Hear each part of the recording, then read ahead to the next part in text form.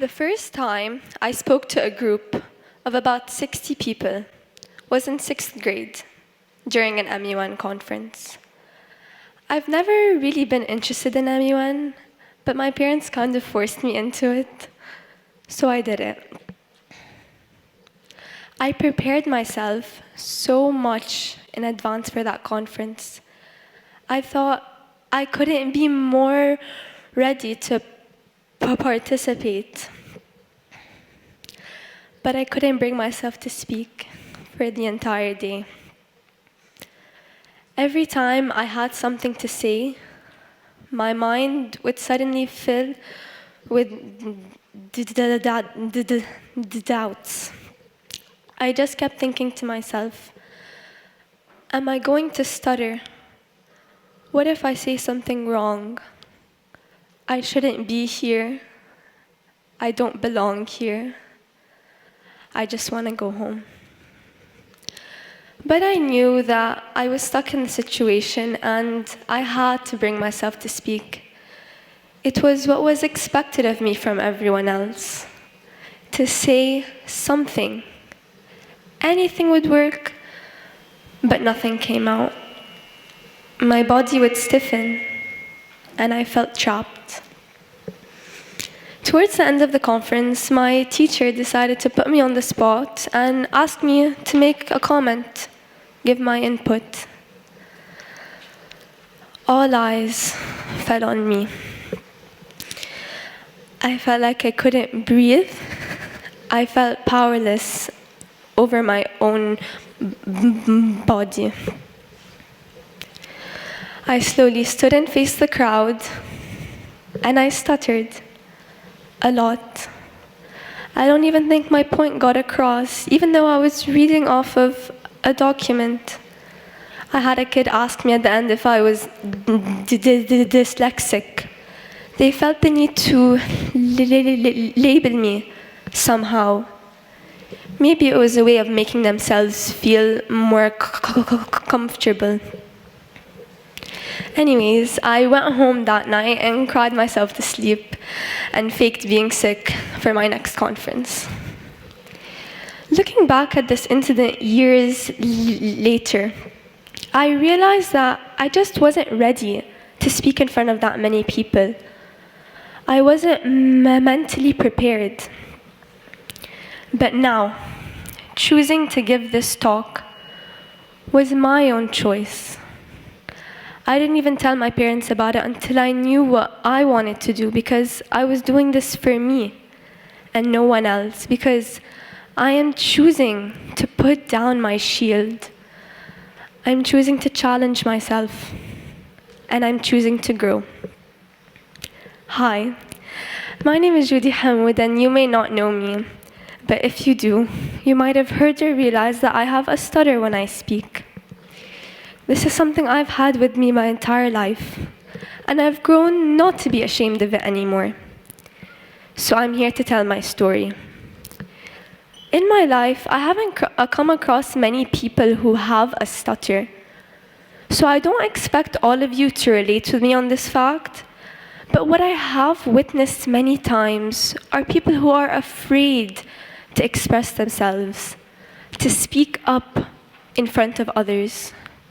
They hide behind this wall that they created, acting as a shield that they think is protecting them, when it really only harms them and doesn't let them achieve their true potential. They try so hard to stop themselves from getting hurt, when it's that pain that allows you to learn and to grow. I'm here to tell you that I am one of those people, or at least was. I was diagnosed with a mild stutter at 5 years old when I was in KG2. My teachers noticed it and told my parents, and they freaked out. It was something completely unexpected, and they tried so hard to get me to speak fluently and comfortably. So I ended up going to a speech therapist for about 4 years, which did help because I learned some speaking techniques. But at that point in my life, I didn't really mind that my stutter was there. It didn't have an effect on how I spoke to people. However, things changed when I moved in 4th grade. The environment was so different, and I'm a relatively shy person, so making this big change was very difficult for me. I had established a sense of comfort at home, and it all vanished. It took me the first year to make a few friends who I was comfortable with, who I could confidently speak in front of. But the people I didn't know very well, I had a very difficult time talking to. Everyday conversations felt like a burden.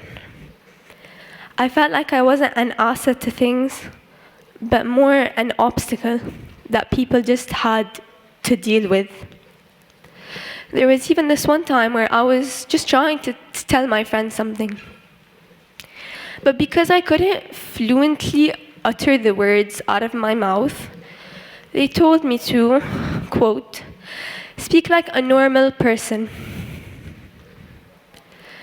We are growing up in a generation that makes it a necessity to fit under specific circumstances, to be normal. But I think being different is important because my differences define who I am, and I'm proud of them. Don't shy away from them. Wear them. Embrace them. I decided that this year I wanted to make a change. I couldn't live the rest of my life hiding from the world. So I started going to therapy. I relived all my past wounds and just healed them. I can't express to you how amazing this shift in my thinking felt. My body felt so much lighter.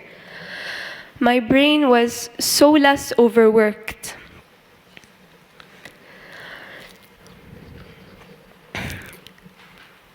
The fear of stuttering was based on the lack of self-confidence I had for myself.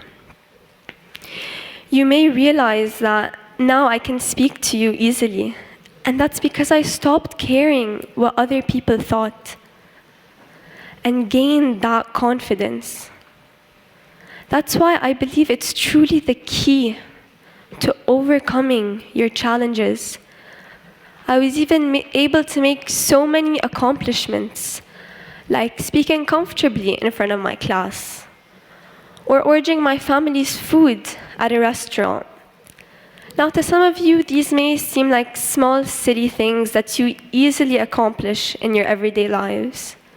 But to me, they mean the world because I wasn't able to do them in the past. They gave me hope that I could do so much more than I ever thought capable of myself. I know I'm lucky that my case of stuttering stood to a mild extent. There are a lot of people out there who have it more severe. And my heart goes out to them because they are such strong people who don't deserve to be judged. Ultimately, the more differences you have, the more unique you are.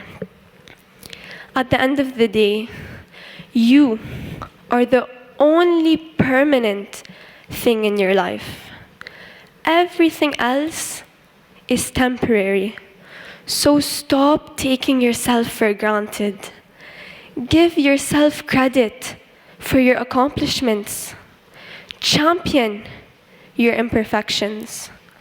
Once you embrace this attitude, the more meaningful your life will be, the happier you'll become.